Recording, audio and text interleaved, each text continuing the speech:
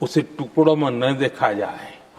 मेरे देश के युवा के सामर्थ्य का हमें गौरव करना चाहिए और उनके लिए पूरा विश्व बाजार अब खुल चुका है। अब उनके लिए अवसर ही अवसर है और मैं उनको कहता हूं, आइए दोस्तों, मैं आपके साथ कंधे से कंधा मिलाकर के खड़ा हूं। हिम्मत कीजिए, बढ़िए। देश आपके साथ खड़ा है और दुनिया आपका स्वागत करने के लिए इंतजार कर रही है। आदरणीय सभापति जी, जिस प्रकार से दुनिया में हमारे युवा प्रोफेशनल्स की मांग बढ़ रही है, इवन केयर गिवर्स की मांग बढ़ रही है, हर कोई मिलता है हमें इस प्रकार के लोग चाहिए। इस प्रकार कुछ लोग तो अपना स्पेशल ऑफिसेज यहां बना रहे हैं रिक्रूट करने के लिए, योग्य टैलेंट की खोज के लिए।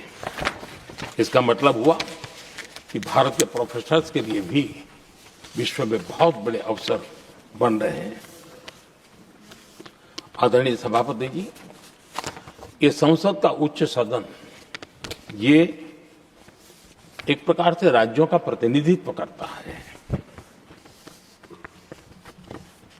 और जो चर्चा की बारीकियां मैंने देखी, मेरा मन कहता है कि थोड़ा स्तर इसका ऊपर होना चाहिए था और वहां से तो ज्यादा होना चाहिए। वो तो कितने साल तक सरकारों में रहे हैं, वहां से जरा चर्चा का स्तर ऊंचा होना चाहिए था, लेकिन उन्होंने ये मौका भी गंवा दिया।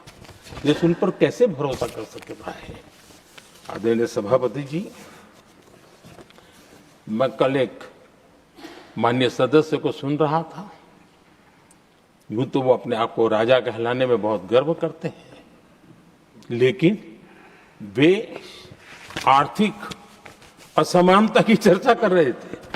बताइए, जो खुद को राजा माने और वो आर्थिक असमानता की बात करे, तो आपको लगता है कि क्या यही देखने के बाकी रह गए थे क्या? आदरणीय सभापति जी, हमारे टीएमसी के साथियों ने काफी कुछ कहा। जरा खुद को अपने गरेबा में देखें। निर्मम सरकार पतन के जितने भी पैरामीटर्स हैं, उन सब पैरामीटर्स में नए नए रिकॉर्ड बनाते जा रहे हैं और यहां उपदेश दे रहे हैं। क्या हाल करके रखा हुआ है। ऐसी निर्मम सरकार से वहां के लोगों का भविष्य अंधकार के अंदर डूब रहा है, लेकिन इनको कोई परवाह नहीं है। सत्ता सुख के सिवाय कोई आकांक्षा नहीं और वे यहां उपदेश देते हैं। घुसपैठ, दुनिया का समृद्ध से समृद्ध देश भी अपने यहां गैर कानूनी नागरिकों को बाहर निकाल रहा है। हमारे देश में घुसपैठियों को बचाने के लिए अदालतों को तब तक प्रेशर पैदा किया जा रहा है। मेरे देश का नौजवान कैसे ऐसे लोगों को माफ करेगा जो घुसपैठियों की वकालत करने के लिए ताकत लगा रहे हैं। और घुसपैठिए मेरे देश के नौजवानों के हक छीन रहे हैं, उनकी रोजी रोटी छीन रहे हैं, आदिवासियों की जमीन छीन रहे हैं, बेटे बेटियों के जिंदगी पर खतरे पैदा हो रहे हैं। लेकिन उनके लिए महिलाओं पर अत्याचार होते रहे। सत्ता नीति के सिवा कुछ करना नहीं और वो यहां पर हमें उपदेश दे रहे हैं। और ऐसे चिंताजनक सभी विषयों पर आंखें मूंद करके बैठे हुए वो लोग हैं। एक हमारे माननीय सदस्य काफी कुछ बोल रहे थे, जिनकी पूरी सरकार शराब में डूब गई, जिनके शीश महल घर घर में नफरत का कारण बन गए और शायद उनको ब्लैक शब्द ज्यादा पसंद है। हर एक का अपना अपना एक भूतकाल होता है।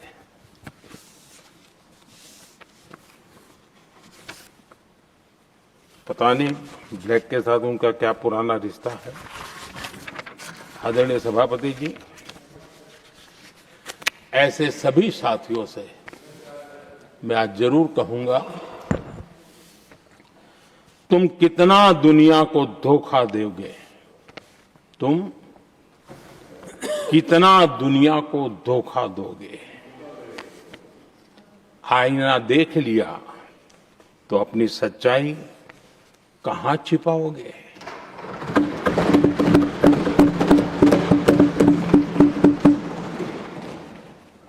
कांग्रेस हो, टीएमसी हो, डीएमके हो, लेफ्ट हो, ये दशकों से केंद्र में सत्ता में रहे हैं, सत्ता के भागीदार रहे हैं। राज्यों में भी उनको सरकारें चलाने का अवसर मिला है, लेकिन उनकी पहचान क्या बनी। आज डील की चर्चा होती है तो गौरव से कहते हैं, तब डील की चर्चा होती थी तो बॉफोर्स डील याद आता था। ये डील होते थे।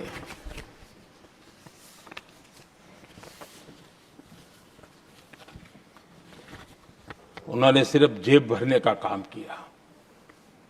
नागरिकों के जीवन में बदलाव आना उनकी प्राथमिकता नहीं थी।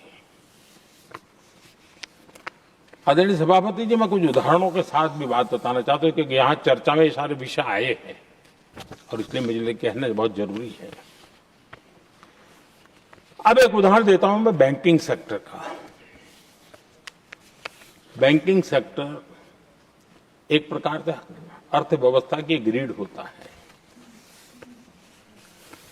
2014 से पहले फोन बैंकिंग का कालखंड था। नेता के फोन जाते थे और उसके आधार पर करोड़ों रुपया दे दिए जाते थे, और गरीबों को तो बैंकों में दुत्कार मिलती थी, नफरत होती थी। देश की 50% से ज्यादा आबादी बैंक के दरवाजे तक नहीं देख पाई थी। कांग्रेस के नेताओं के फोन पर अरबों रुपये लोगों को दे दिए गए, और जो ले जाते थे वो अपनी पर्सनल प्रॉपर्टी मान करके पैसे हजम कर जाते थे। यही खेल चलता रहा। कांग्रेस और यूपीए के राज में, और आज जो इंडी अलायंस बनकर के बैठे हैं, उनके राज में बैंकिंग व्यवस्था तबाही के कगार पर खड़ी थी। मैं नया प्रधानमंत्री के पद का दायित्व मुझे मिला, मैं एक देश के मुखिया से मैं मिला, ऐसे ही बात कर रहा था। मैंने कहा बैंकिंग की दृष्टि से हम कुछ आगे बढ़ना चाहिए। उन्होंने कहा पहले एक बार साहब जरा, अभी आप नए हो, आपके बैंकों की व्यवस्था का अध्ययन कर लीजिए। हम कैसे हिम्मत करें। एक देश के नेता ने कोई ये जानकारियां थी, उसने मुझे बताया, यहां इनको कोई परवाह ही नहीं। यानी एक प्रकार से उन्होंने जिस प्रकार से बैंकिंग व्यवस्था को, एनपीए के पहाड़ खड़े हो गए थे। जहां भी देखो चर्चा चलती थी, एनपीए का क्या होगा, एनपीए का क्या होगा, कैसे बचेंगे। आदरणीय सभापति जी, चुनौती बड़ी थी, लेकिन हमने समझदारी से काम दिया। बैंकिंग व्यवस्था के सब कर्ता धर्ताओं को विश्वास में लिया। रिफॉर्म की आवश्यकता थी, हिम्मत के साथ रिफॉर्म किए, पारदर्शी व्यवस्था बनाई, ढेर सारे बैंकिंग रिफॉर्म्स हुए, और जो सरकारी बैंक दुर्बल हो चुकी थी, ठीक नहीं चल पाती थी, उसको हमने बड़ी बैंक के साथ मर्जर कर दिया। और मुझे याद है, किसी एक महाशय बड़े अपने आप को विद्वान मानने वाले ने लिखा था, अगर मोदी सरकार बैंकों में ये कर ले तो हिंदुस्तान का बहुत बड़ा रिफॉर्म हो जाएगा। वो काम मैंने आते ही कर दिए थे। आदरणीय सभापति जी, और इन सारी चीजों का नतीजा हुआ, बैंकों में जो बीमारी घर कर गई थी, उस बीमारी से बैंकों को मुक्ति मिली। बैंकों का स्वास्थ्य सुधरा, लगातार सुधरा, अभी भी तेजी से आगे दौड़ रहे हैं।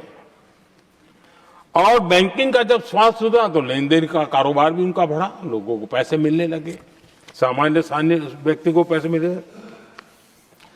ऐसे ऐसे गरीब लोगों को लोन मिले जिनके लिए कभी बैंक के दरवाजे बंद थे, बेचारा दूर से देख करके उसे जाना पड़ता था। आज मुद्रा योजना जो देश के नौजवान को अपने पैरों पर खड़े रहने की ताकत देता है, मुद्रा योजना जो स्वरोजगार की प्रेरणा देता है, लेकिन स्वरोजगार के भाषण के काम नहीं होता है, उसका हाथ पकड़ना पड़ता है, उसको साथ देना पड़ता है, उसको सहाय देनी पड़ती है। और हमने मुद्रा योजना के द्वारा 30 लाख करोड़ रुपया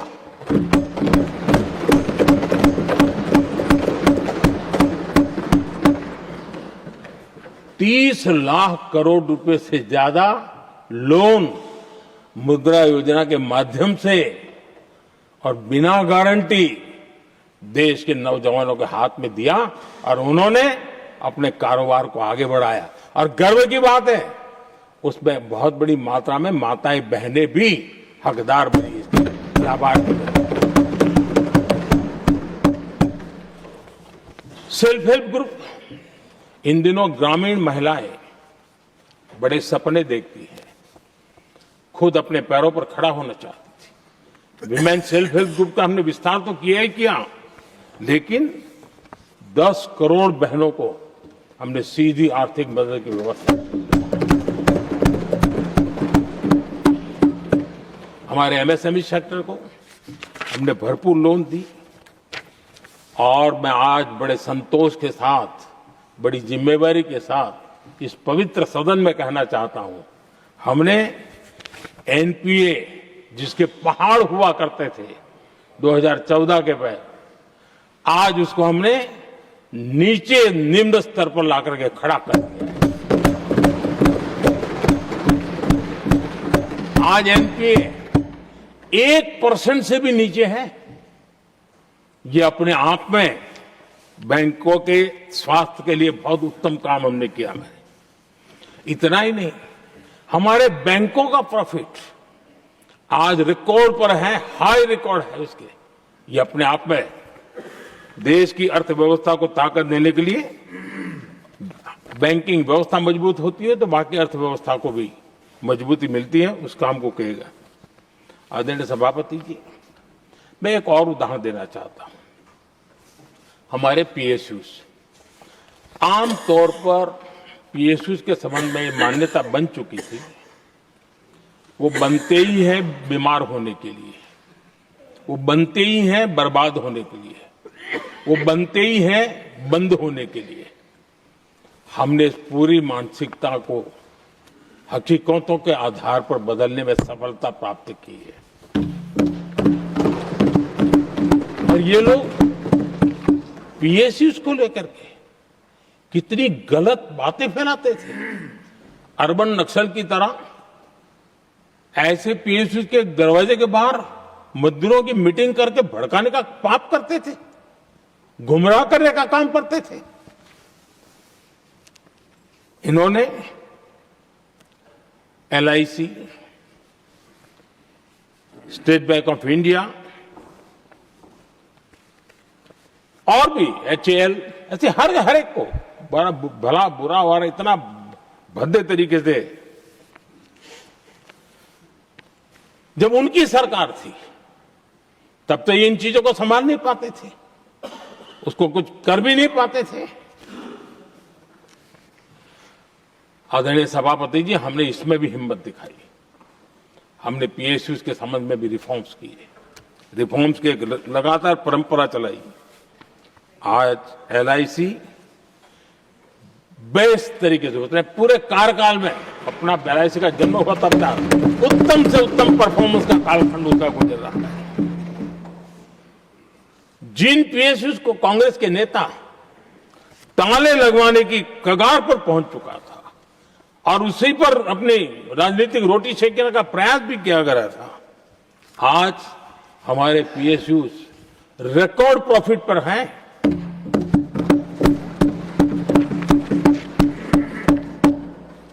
इतना ही नहीं, वे अपने परफॉर्मेंस से मेक इन इंडिया को भी गति दे रहे हैं। मेक इन इंडिया का जो सपना है उसका पूरा करने में वे भी एक बहुत बड़े कैटलिस्ट एजेंट के रूप में आज भूमिका अदा कर रहे हैं।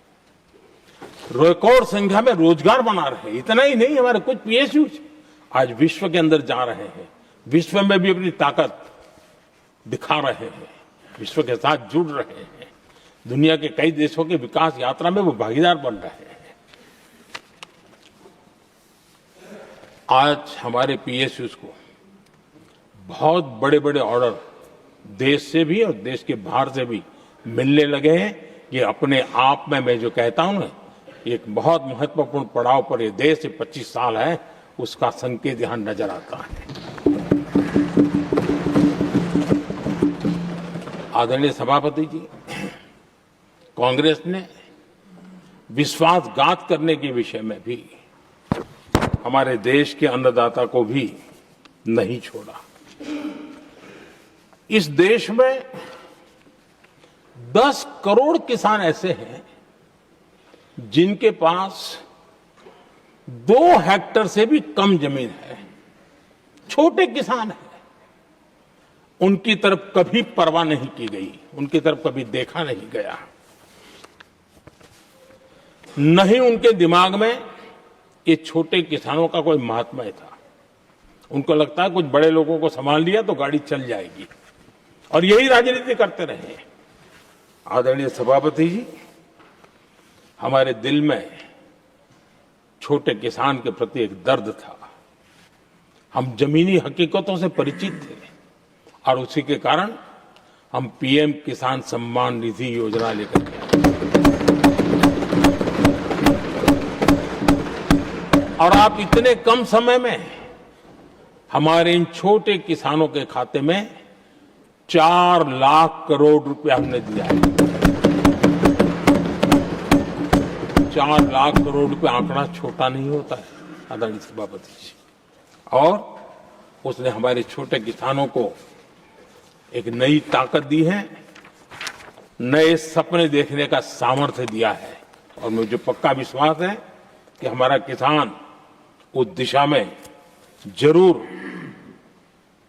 भारत की आशा अपेक्षा के अनुरूप परिणाम देगा।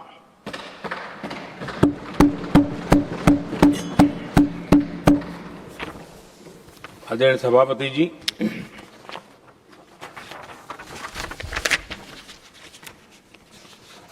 यहां कुछ साथियों ने इम्प्लीमेंटेशन के संबंध में शिकायतों का भाषण काफी किए। शायद वो तय करके आए थे कि ऐसा ऐसा बोलना है, तो इसमें तो उनका ऐलान दिखता था, बाकी में तो नहीं दिखता है। आदरणीय सभापति, जब ये इम्प्लीमेंटेशन को लेकर के इतनी बड़ी बड़ी बातें करते हैं, मैं एक जरा किस्सा सुनाता हूं। मैं किसी का भला बुरा कहने के लिए नहीं कर रहा हूं, मैं सिर्फ हकीकतें रख रहा हूं। परेशानी जिनको होगी उनको होगी, लेकिन तथ्य तो तथ्य ही होते हैं। हमारे देश के एक नेता हिमाचल प्रदेश के दौरे पर गए थे और वहां से आने के बाद उन्होंने खुद ने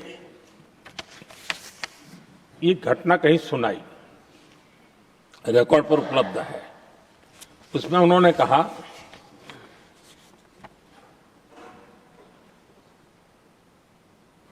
उस नेता ने क्या कहा, मैं उन्हीं के शब्द पढ़ रहा हूं।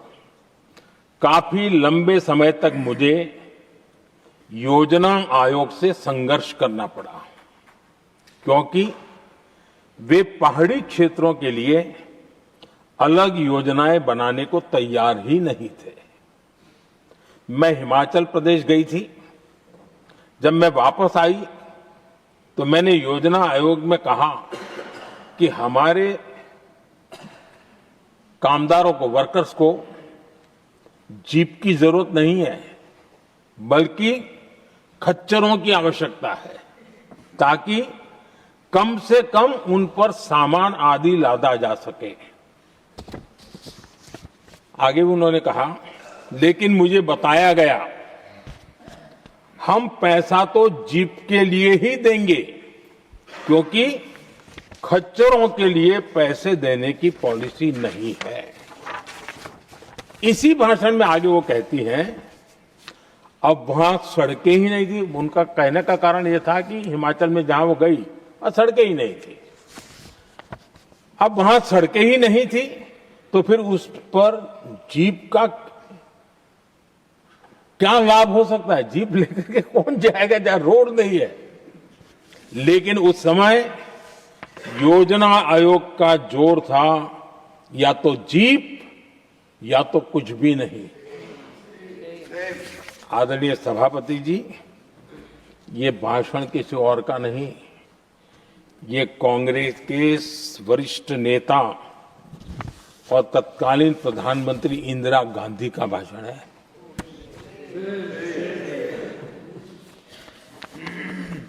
कांग्रेस के लंबे शासनकाल में यही कार्यशैली रही,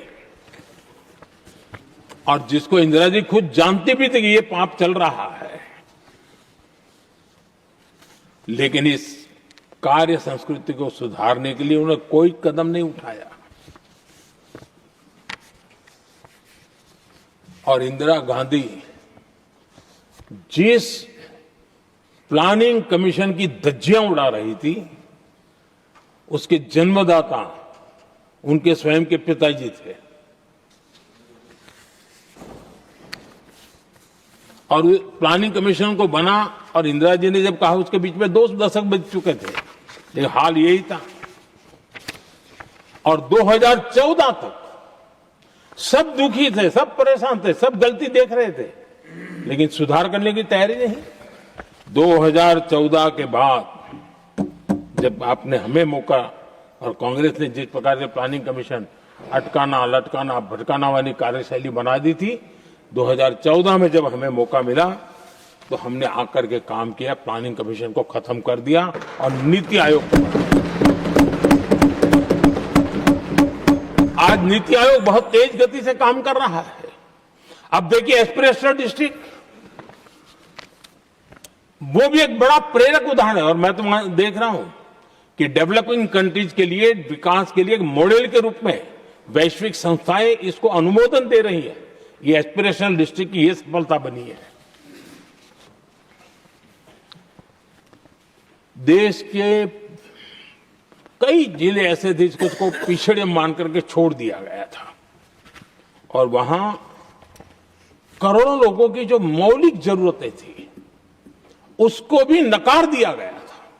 उनको तो ऐसे ही जीने के लिए मजबूर कर दिया गया था। और जो पिछड़े इलाके थे वो और पिछड़े होते गए और बर्बादी आती गई। और हालत तो सरकार में ऐसी थी कि जब किसी को पनिशमेंट ट्रांसफर करनी होती थी, पनिशमेंट पोस्टिंग देना होता, तो ऐसे ही जिलों में भेजा जाता था ताकि और खराब करे वो। ये हाल बन गया था, ये वर्क कल्चर बन गया था। हमने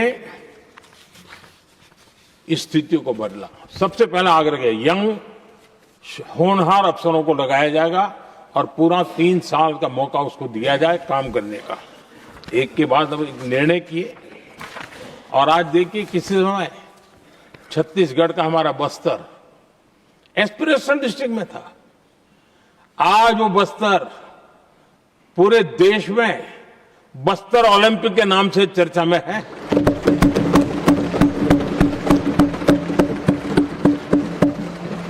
आज विकास की धारा बस्तर के गांव-गांव पहुंच रही है। अभी कुछ गांवों में पहली बार बस देखी, पूरे गांव ने उत्सव मनाया बस्तर में। ये परिस्थितियां छोड़ करके गए हुए हैं लोग, और यहां पर पता नहीं किस प्रकार से देश को कहां ले जाना चाहते हैं लोग। आदरणीय सभापति जी,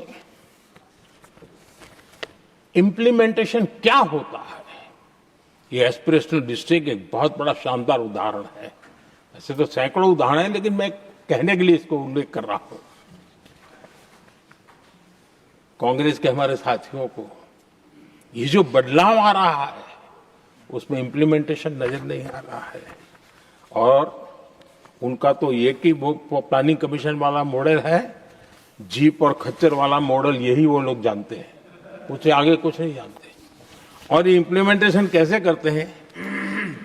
मेरा जन्म नहीं हुआ था उसके पहले सरदार वल्लभ भाई पटेल ने नर्मदा नदी पर बांध बांधने की कल्पना की।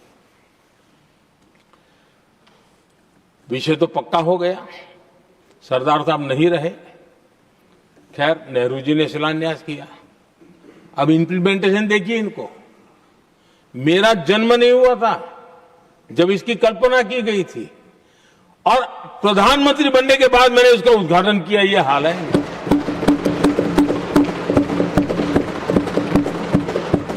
और उनका इम्प्लीमेंटेशन देखिए, मुझे मुख्यमंत्री रहते हुए 3 दिन अनशन पर बैठना पड़ा था नर्मदा सरदार सरोवर डैम के लिए, मेरे राज्य के किसानों के लिए। मैंने अपने आप को दांव पर लगा दिया था, तब जाकर के भारत सरकार को झुकना पड़ा, और तब जाकर के सरदार सरोवर डैम के कंस्ट्रक्शन को गति मिली, और यहां मैं पहुंचा तब मुझे उसका उद्घाटन करने का सौभाग्य मिला। और आज कच्छ तक, हावड़ा बीएसएफ के लोग जहां बैठते हैं, वहां तक नर्मदा का शुद्ध पानी पीने के लिए पहुंच रहा है। इंप्लीमेंटेशन क्या होता है? और यहां पर इम्प्लीमेंट किसी ने शब्द पकड़ा दिया, हर एक के मुंह से वही निकल रहा था। हमने कांग्रेस की कार्यशैली को बदलने के लिए, जब मैंने देखा कई ऐसे काम थे अटके पड़े हुए, कोई पूछने वाला नहीं थे फाइलों में, और पॉलिटिकल फायदे के लिए अनाउंसमेंट कर दिए, दिए जला दिए, पत्थर लगा दिए, करना कुछ नहीं।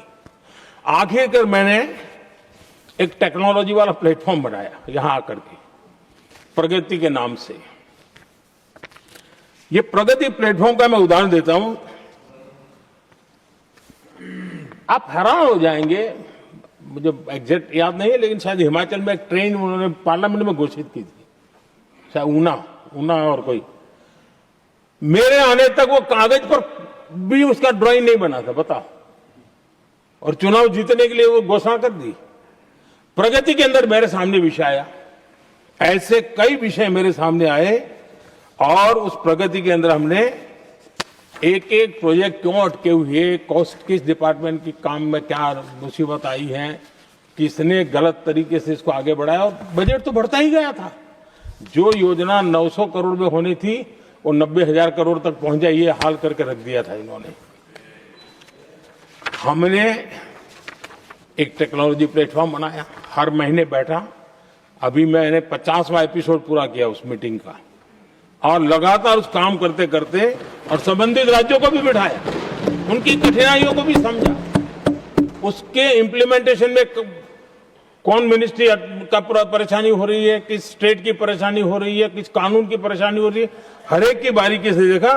और आज मैं गर्व से कह सकता हूं कि इस प्रगति के इम्प्लीमेंटेशन को बारीकी से प्रधानमंत्री के स्तर पर देखे जाने के कारण 85 लाख करोड़ रुपीस का काम को गति मिली। 85 लाख करोड़ रुपीस के काम, आप कल्पना कीजिए, देश की कितनी बड़ी शक्ति को अनलॉक किया हमने।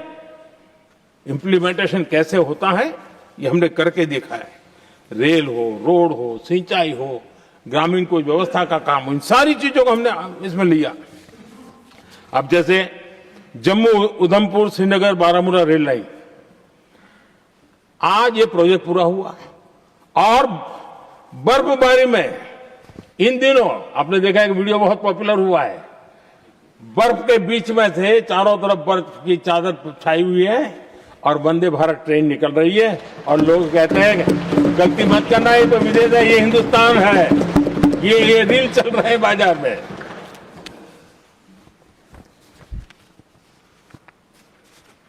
लेकिन 3 दशक तक यही प्रोजेक्ट लटका हुआ था। 3 दशक, 30 साल, आप कल्पना कर सकते, 2 पीढ़ी आगे बढ़ जाए, ये यहीं के अटके पड़े थे। हमारी सरकार ने इसको पूरा किया।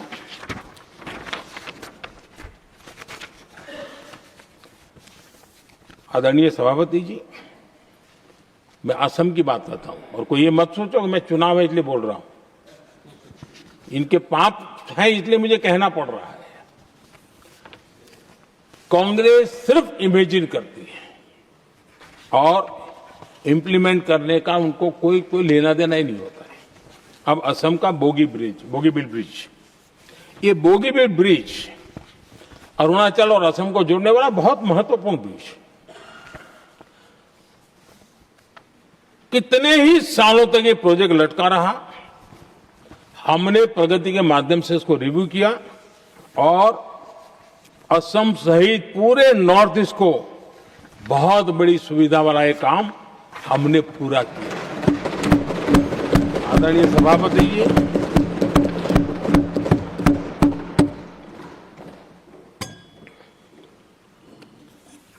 इम्प्लीमेंटेशन की बातें जब करते हैं तो एक बार हमारे पास तो तथ्यों के साथ चीजें हैं कि हमने चीजों को समय पर पूरा करने की दिशा में आगे बढ़े। और इन दिनों तो जो काम कर रहे हैं समय से पहले हो रहा है। हमने पूरी दुनिया को कहा था कि हम 2030 तक यहां पहुंचेंगे सोलार में, हमने वो काम 2025 में कर दिया। हमने इथेनॉल का समय तय किया था, हम उसमें भी 2-3 साल पहले ही काम पूरा कर लिया। तो एडवांस में हम काम पूरा करने का इंप्लीमेंटेशन की ताकत हमारे से उससे भी ज्यादा है। आदरणीय सभापति जी, भाजपा हो, एनडीए हो, हमारा अप्रोच, चीजों की तरफ देखने का हमारा दृष्टिकोण, समस्या के समाधान के लिए हमारी सोच और कांग्रेस के बीच में आसमान जमीन का अंतर है, बहुत फर्क है। मैं आपको उदाहरण देता हूं। हमारी सोच ये है कि 140 करोड़ देशवासी ये इतने सामर्थ्यवान हैं कि वे चुनौतियों को समाधान दे सकते हैं। ये हमारी सोच है, हमारा भरोसा है देशवासियों पर, उनके सामर्थ्य पर हमारा भरोसा है और यही लोकतंत्र की भी सच्ची ताकत होती है। लेकिन कांग्रेस देशवासियों को ही समस्या मानती है। अब मैं इनका इतना बोल करके छोड़ दूंगा तो आज पता नहीं रात को उनको नींद नहीं आएगी और गालियां कल कैसी दे उसका प्लानिंग चलेगा। लेकिन मैं उदाहरण के साथ बताना चाहता हूं किस प्रकार से लोग सोचते थे देशवासियों के लिए।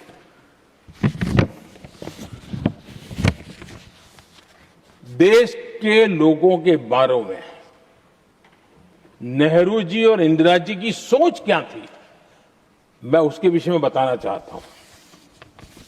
इंदिरा जी एक बार ईरान गए थे और ईरान में वो भाषण दे रही थी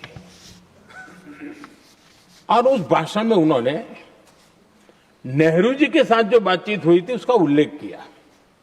खुद ने कहा है, उन्होंने कहा, और मैं जो इंदिरा जी ने कहा था उसको कोट कर रहा हूं, जब किसी ने मेरे पिताजी से पूछा, यानी नेहरू जी से पूछा कि उनके सामने कितनी समस्याएं हैं, तो उन्होंने उत्तर दिया था 35 करोड़।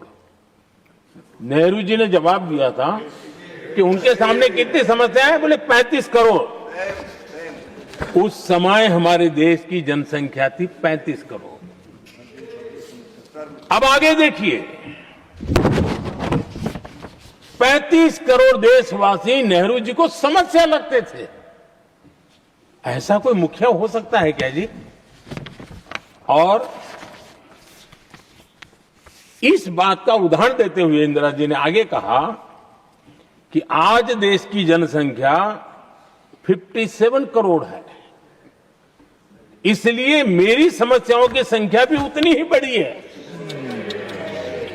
यानी पिताजी को 35 करोड़ समस्या वाले देशवासी लगते थे, अब 57 करोड़ उनको समस्या।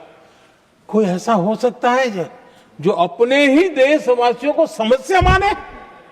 ये फर्क है उनकी सोच और हमारी सोच में, ये फर्क है उनके अप्रोच और हमारे अप्रोच में।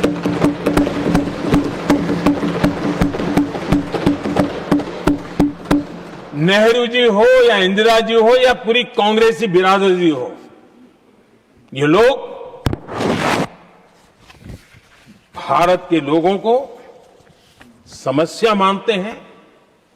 आदरणीय सभापति जी, मेरे कई कोटेशन मिलेंगे, मैंने दुनिया के सामने कहा है, देश के सामने कहा है, और कहा है इसलिए नहीं, ये मेरा कन्विक्शन है।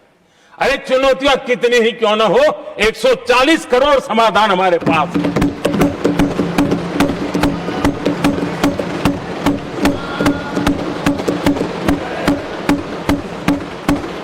हमारे लिए देशवासी समर्थक की पूंजी है। हमारे लिए हर देशवासी भारत का उज्जवल भविष्य का नियंता है, निर्माता है, कर्ता धर्ता है। हम उसको समस्या कैसे कह सकते हैं? ऐसी सोच वाले लोग अपने परिवार का ही भला करेंगे और किसका करेंगे? आदरणीय सभापति जी, देश के लोगों का अपमान करते रहना ये कांग्रेस के स्वभाव में पड़ा हुआ है, उनके संस्कारों में पड़ा हुआ है। कांग्रेस ने बीते दिनों राष्ट्रपति जी का अपमान किया। चुनाव के बाद जिस प्रकार से हमारे राष्ट्रपति जी के लिए शब्द कहे गए हैं, शर्मिंदगी महसूस होती है कि ये कैसे लोग हैं? भारत के राष्ट्रपति के लिए क्या बोल रहे हैं लोग? आदरणीय सभापति जी, कल लोकसभा में भी राष्ट्रपति जी के अभिभाषण पर चर्चा नहीं हो पाई। ये राष्ट्रपति पद उसका घोर अपमान किया है। उनको संविधान शब्द मुंह में बोलने की अधिकार नहीं रहता है। जो लोग गरीबी से निकली हुई एक महिला, आदिवासी परिवार से आई हुई एक महिला,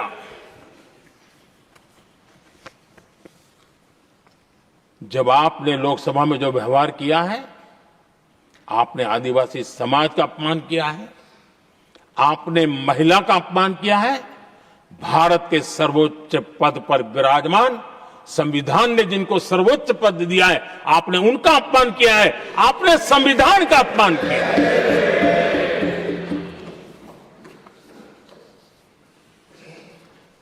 आदरणीय सभापति जी, उनको कुछ भी लगता हो,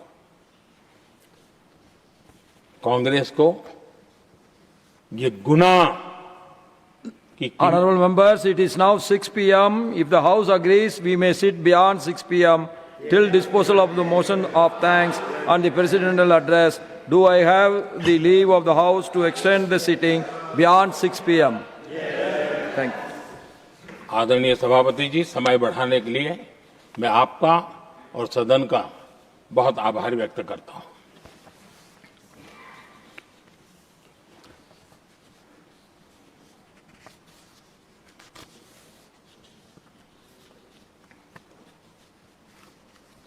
आदरणीय सभापति जी, बड़ी दर्दनाक लोकसभा की घटना है और शायद हताशा, निराशा तो हम समझ सकते हैं, लेकिन इसके लिए देश के पवित्र लोकतंत्र के मंदिर को ही इस रूप में कर देना, और उस समय चेयर पर असम के ही हमारे एक माननीय सांसद बैठे थे और उस समय कागज फेंके गए, टेबल पर चढ़ दिया गया। क्या ये नॉर्थ ईस्ट का अपमान नहीं है? क्या असम के नागरिकों का अपमान नहीं है? कल फिर दोबारा किया उन्होंने, और उस समय आंध्र के दलित परिवार का बेटा चेयर पर बैठा था, उसको भी अपमानित किया। यानी आपने नॉर्थ ईस्ट का अपमान, चेयर में बैठा अपमान करो। आंध्र के एक दलित परिवार का बेटा चेयर पर बैठा, उसका अपमान करो। सदन ने इनको काम दिया हुआ है, सबने मिलकर के काम दिया हुआ है, लेकिन वो दलित समाज से आते हैं, इसलिए आप अपमान करते हो।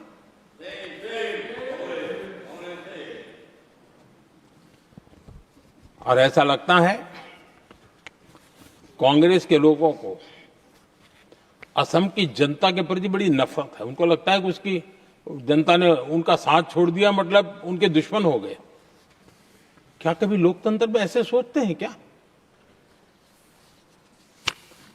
मुझे तो तब बहुत पीड़ा हुई थी जब भारत रत्न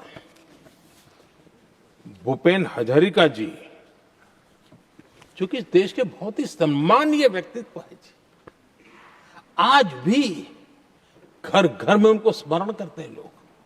उनके प्रति जो भक्ति का भाव है आप कल्पना नहीं कर सकते, लेकिन उनको इसकी भी कोई परवाह नहीं है। और जिस प्रकार से, और हमारा सौभाग्य था कि हमने भूपेन हजारिका जी के देश के लिए जो उनका योगदान था, नॉर्थ ईस्ट जैसे इलाके से पूरे देश को अपने वाणी से, अपने विचारों से, अपनी अभिव्यक्ति से बांध के रखा था। हमने भारत रत्न देने का निर्णय किया। इस पर भी इनको ऐतराज, और मैं तो हैरान हूं। खड़गे जी अगर होते तो मैं उनकी हाजिरी में कहता ही है। इन्होंने जिस प्रकार से बोला ना भारत रत्न के बाद, वो वीडियो पर उनका चेहरा देखेंगे ना, आपको लगा रहे ये ऐसे लोग हैं, ऐसा व्यवहार करते हैं। और ये कहा अरे ये तो सिंगर थे। मैं समझता हूं कि एक किसी का भी अपमान करने में कभी भी पीछे नहीं रहते हैं। उन्होंने भूपेन हजारिका जी को भारत रत्न दिया, उसका भी विरोध किया। ये पूरे असम का विरोध है, पूरे देश के कला प्रेमियों का विरोध है। और मुझे पक्का विश्वास है असम कभी भी इस अपमान को भूलने वाला नहीं है।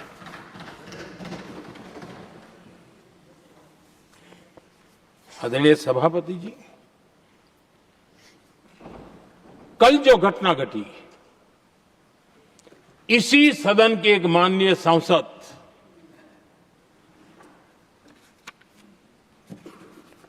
कांग्रेस के शातिर दिमाग जिनका है ऐसे एक युवराज ने उनको गद्दार कह दिया। अहंकार कितनी सातवें आसमान पर पहुंच चुका है इनका। और कांग्रेस को छोड़कर के कितने ही लोग निकले हैं, कांग्रेस के कितने टुकड़े हुए हैं, कई लोग दूसरे दलों में गए हैं, लेकिन औरों को तो किसी को गद्दार नहीं कहा उन्होंने। लेकिन कल सांसद को गद्दार इसलिए कहा क्योंकि वो सिख थे। ये सिखों का अपमान था, एक गुरुओं का अपमान था। और कांग्रेस के अंदर जो कूट कूट करके सिखों के प्रति नफरत भरी पड़ी है ना, उसका वो अभिव्यक्ति थी। और इसी सदन के माननीय सांसद है वो, और उनको जरा भी दर्द नहीं, वरना आज खड़े होकर के कह सकते थे कि कल जो हुआ इसी सांसद की गरिमा के अनुरूप नहीं था, हमें खेद है। एक शब्द तो बोल लेते, लेकिन सिखों के प्रति उनके मन में जो नफरत भरी पड़ी है, और इसी के कारण उन्होंने कल, और जिसका परिवार देश के लिए शहादत देने वाला परिवार के वो सदस्य है, उन्हें अपने राजनीतिक विचारों में परिवर्तन किया, इसलिए गद्दार हो गए। और एक गद्दार शब्द छोटा नहीं है। मेरे देशवासी को कोई गद्दार कहे, ये कैसे देश सहन करेगा? और वो भी एक सिख है इसलिए गद्दार कहना बहुत दुर्भाग्य की बात है। और ऐसे लोग कांग्रेस को नहीं डुबाएंगे तो क्या करेंगे?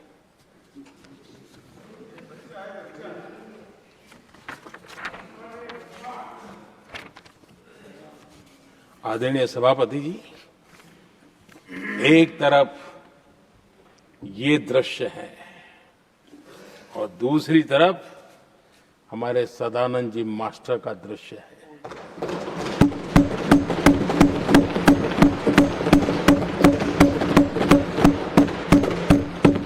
राजनीतिक विद्वेष के कारण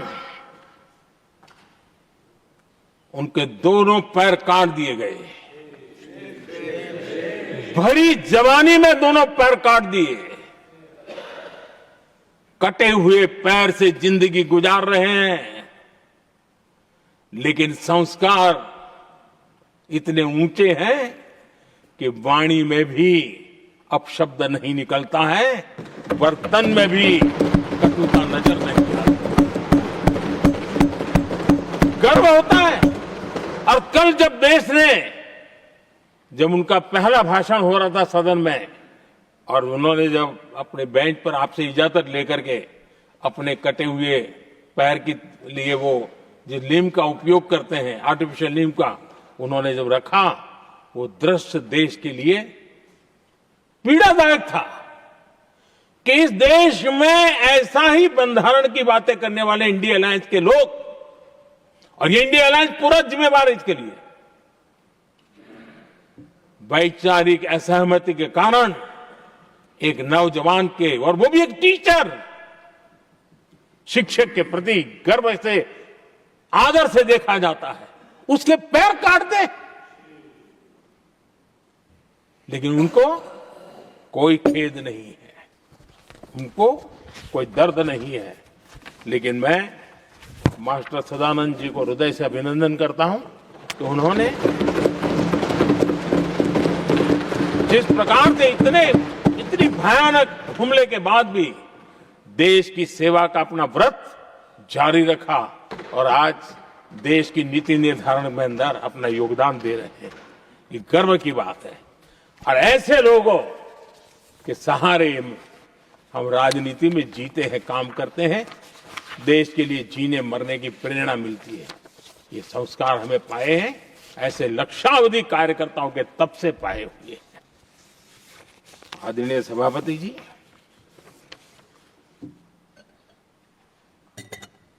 इन दिनों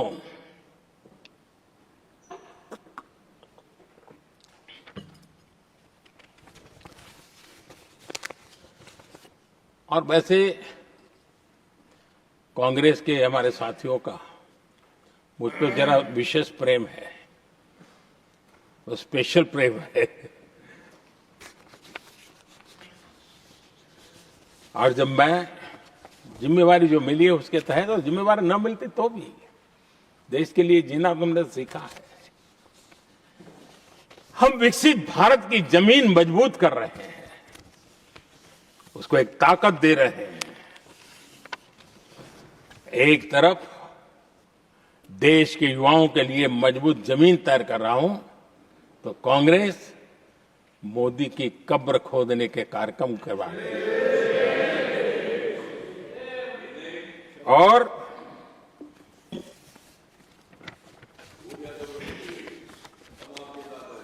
मोहब्बत की दुकान खोलने वाले मोदी तेरी कब्र खुदेगी के नारे लगा रहे हैं जी। ये कौन सी मोहब्बत की दुकान है जो देश के ही किसी नागरिक के कब्र खोदने के सपने देखती हो? ये कौन सा संविधान से उन्होंने सीखा है जो देश के ही किसी नागरिक के कब्र खोदने की बात करते हो? क्या ये संविधान का अपमान नहीं है? क्या ये मानवता का अपमान नहीं है? क्या ये सार्वजनिक जीवन की मर्यादाओं का अपमान नहीं है? और उनको इसका कोई खेद नहीं है। अगर इसके बाद क्या बयान देंगे? बयान देखो, प्रधानमंत्री राज्यसभा में भी रो रहा था।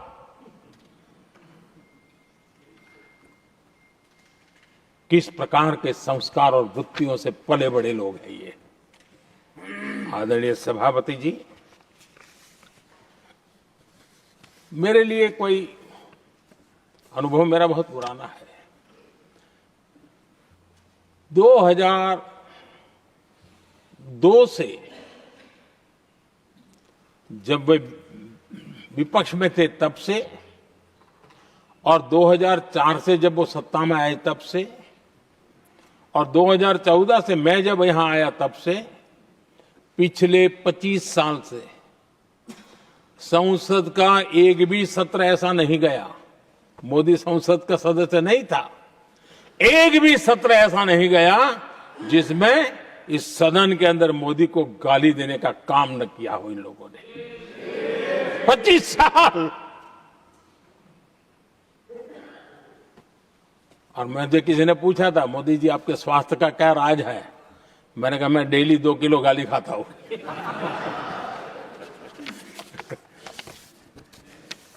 आदरणीय सभापति जी, ये मोदी की कब्र क्यों खोदना चाहते हैं?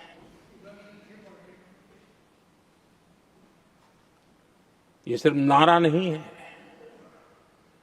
ये इनके भीतर पड़ी हुई नफरत का प्रतिबिंब है, इसकी अभिव्यक्ति है। और वे इसलिए हैं, हमने 370 की दीवार गिरा दी, इसलिए वो मोदी की कब्र खोदना चाहते हैं। हमने नॉर्थ ईस्ट में बम बंदूक और आतंक का जो छाया बना रहता था, नॉर्थ ईस्ट में शांति और विकास का राह अपनाई, इसलिए वो मोदी की कब्र खोदने पर सोच रहे हैं। पाकिस्तानी आतंकियों को घर में घुस करके जवाब देते हैं, इसलिए मोदी की कब्र खोदने की बात कर रहे हैं। ऑपरेशन सिंदूर करते हैं, इसकी उनको परेशानी होती है और इसलिए वो मोदी की कब्र खोदते हैं। माओवादी आतंक से देश को मुक्ति दिलाने के लिए साहसपूर्ण कदम उठा रहे हैं, इसलिए मोदी की कब्र खोदती है आपको। हमने, नेहरू जी ने देश के साथ बहुत बड़ा अन्याय किया था, सिंधु जल समझौता करके। उस सिंधु जल समझौते को हमने एबेंस में डाल दिया। क्या इसलिए आप मोदी की कब्र खोदने के नारे लगा रहे हो? आदरणीय सभापति जी, कांग्रेस की परेशानी कुछ और है। ये पचा नहीं पा रहे कि मोदी यहां तक पहुंचा कैसे, और उनकी परेशानी बढ़ती जा रही है कि भाई पहुंचा तो पहुंचा, लेकिन अब तक टिका क्यों है? और इसलिए वे, एक ही रास्ता उनके लिए बचा हुआ लग रहा है कि मोदी तेरी कब्र खुदेगी। आदरणीय सभापति जी, ये तो मान करके बैठे थे। उनका लोकतंत्र, संविधान का कोई लेना देना नहीं।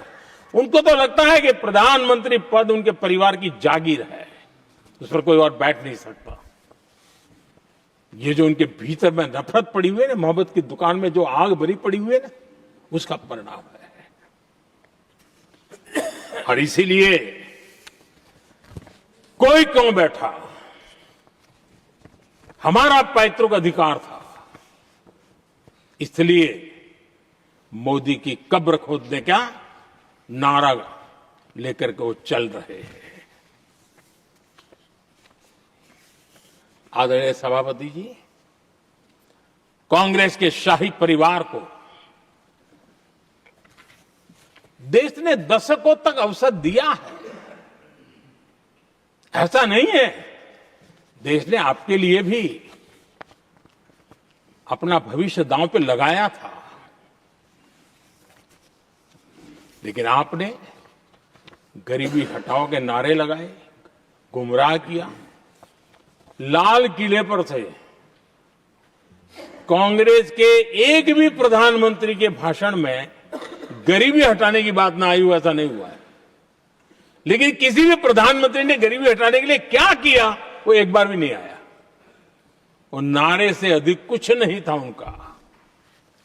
और मोदी ने रास्ता अपनाया गरीब को एम्पावर करने का, गरीब को सशक्त करने का, और मेरे देश के गरीबों को मैं सलाम करता हूं।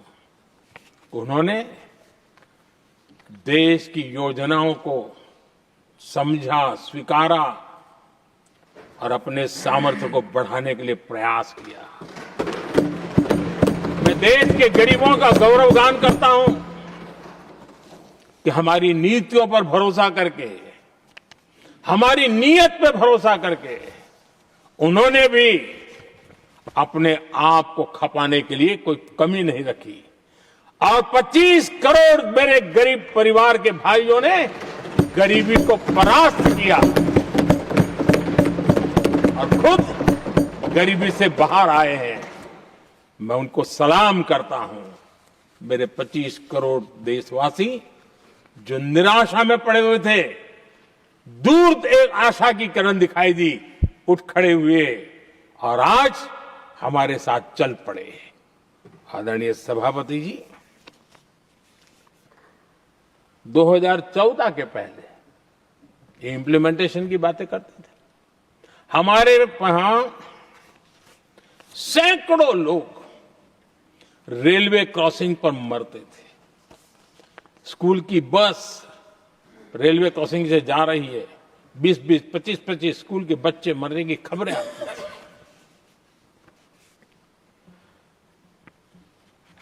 अनमैन्ड रेलवे क्रॉसिंग वो इतना बड़ा काम नहीं था कि नहीं कर सकते थे। ये काम भी मुझे करना हुआ और हमने सारे अनमैन्ड क्रॉसिंग बंद कर दिए, लाखों लोगों की जिंदगी बचा ली। इसलिए ये मोदी की कब्र खोदना चाहते हैं। आदरणीय सभापति जी, 2014 से पहले इस देश में 18,000 गांव ऐसे थे जिनको बिजली का मतलब पता नहीं था। बिजली का कोई तार होता है, कोई बल्ब होता है, कोई लट्टू जलता हुआ उसमें उजाला निकलता, पता नहीं था उनको।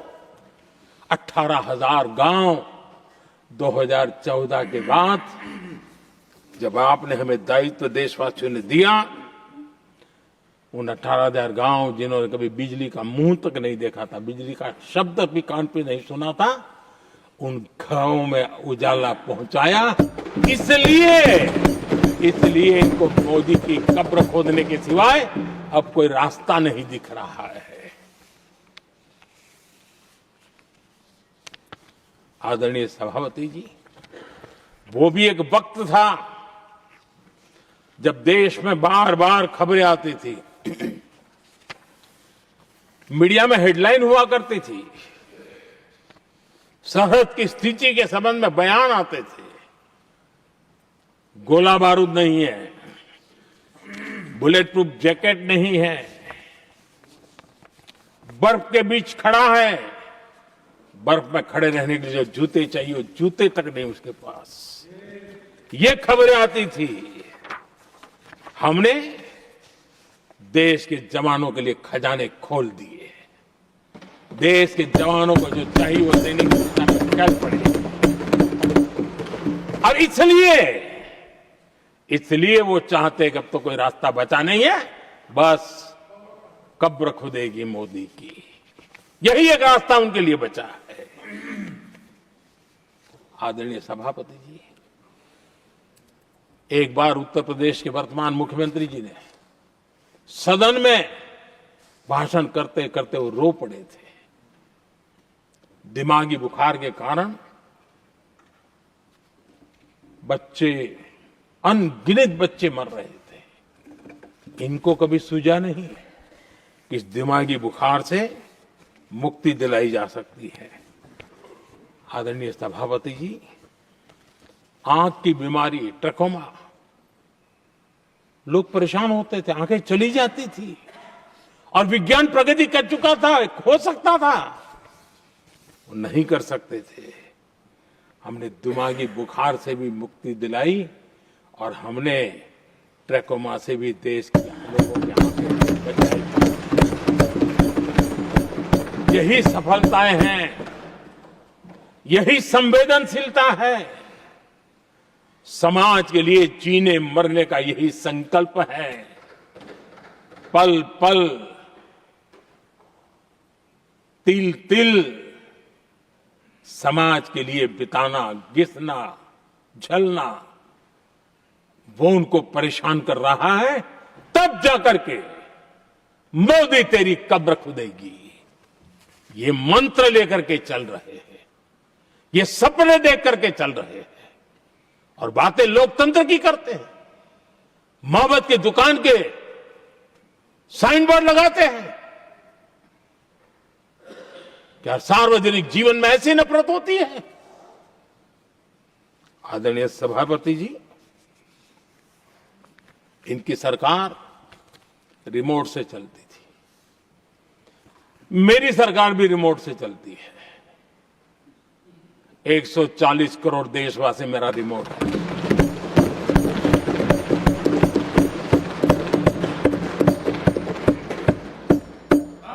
एक 140 करोड़ देशवासियों के सपने, 140 करोड़ देशवासियों की आकांक्षाएं, देश के नौजवानों के संकल्प। ಹೆಚ್ಚಿನ ವಿಡಿಯೋಗಳಿಗೆ ಪ್ರತಿಧ್ವನಿ ಯೂಟ್ಯೂಬ್ ಚಾನೆಲ್ ಸಬ್ಸ್ಕ್ರೈಬ್ ಮಾಡಿ, ಬೆಲ್ ಐಕಾನ್ ಕ್ಲಿಕ್ ಮಾಡಿ.